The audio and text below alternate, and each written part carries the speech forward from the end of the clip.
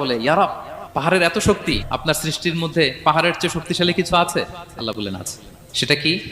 আল্লাহ বললেন সেটা লোহা, কারণ লোহা দিয়ে পাহাড় কাটা যায়, ঠিক কিনা? লোহার কথা শুনে ফেরেশতারা অবাক। ফেরেশতারা প্রশ্ন, তাহলে আপনার সৃষ্টির মধ্যে লোহার চেয়ে শক্তিশালী কিছু আছে? আল্লাহ বললেন আছে। কি সেটা? আন্নার, আগুন।